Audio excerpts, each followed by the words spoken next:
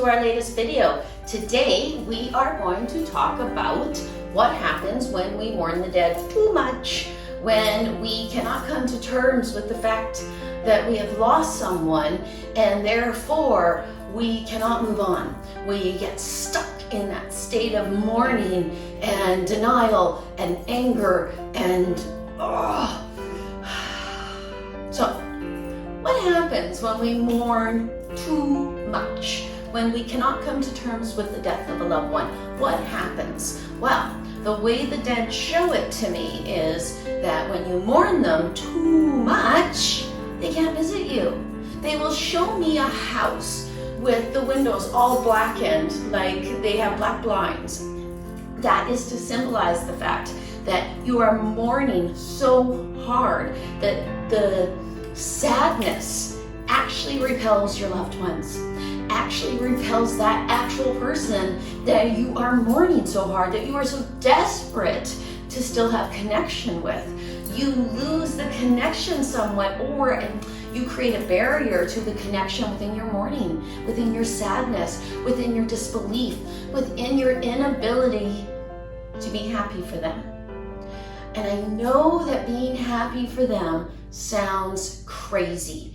I know that we don't see death really as a happy occasion.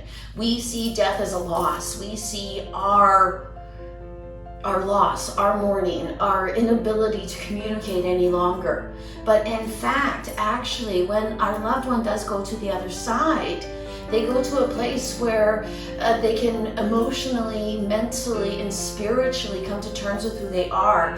They go to a place where there is balance. They go to a place where all the things we freaking worry about here actually come into some sort of a focus. Because the material world, the outside world, all those sorts of things are kind of dissipated. And the things that we really should be focusing on, like our relationships with each other, like how we treat other people and how we treat ourselves, that's where the focus is. So when somebody crosses over, it is a loss for you. It is hard for you, but it's good for them. And it's wonderful for them. And in actuality, you create less of a wonderful experience for them by mourning them so hard.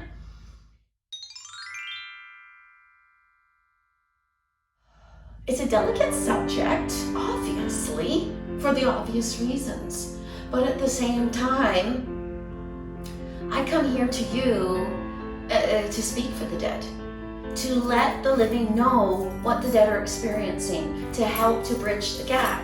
So, the dead tell me that that's not something they want you to do. They don't want you to mourn. They don't want you to be sad. They don't want you to cry. You actually hinder their experience when you do. The pathway towards my studio is laden with bleeding hearts. I was compelled to buy those bleeding hearts. The flower on a bleeding heart actually looks like what the dead show me their hearts feel like when we mourn them too hard. They show me their heart bleeding. They show me their heart dripping in, it looks like tears of blood, because they're crying for you, because they are so sad that you are so sad that they are on the other side. And your sadness actually hinders their progress on the other side.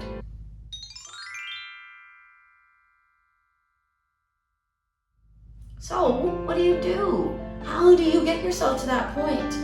Well, you start to look at where they might be and where they might be in comparison to you. Ask them to fill you with how they feel so that you can try to come to that sort of term as well.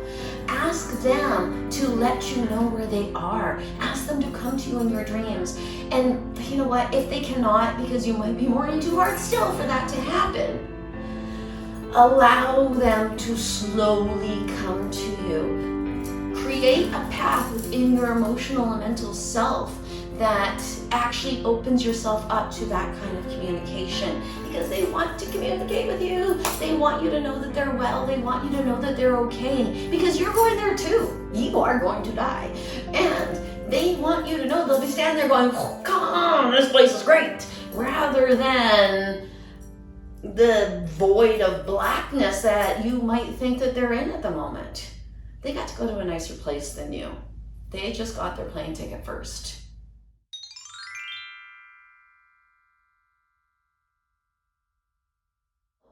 While you wait to go to see them, it might be wonderful for you to try to stay communicating with them and to try to live the very, very, very, very best life you can so that you can walk hand in hand with them on the other side.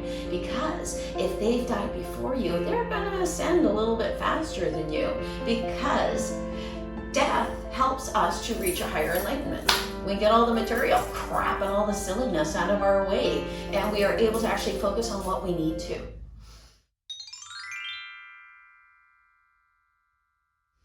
Thank you so much for watching this video. I hope it helped. I hope it gave you some sort of peace of mind. If you have any questions or want to chat about it, you can reach me at trinityyogaandspiritualservices.com. trinityyogaandspiritualservices.com. I'm also on Instagram at Bobbi Rowntree, and I'm on Facebook at Bobbi Rowntree Spiritual Medium. I hope you have a lovely day. Namaste.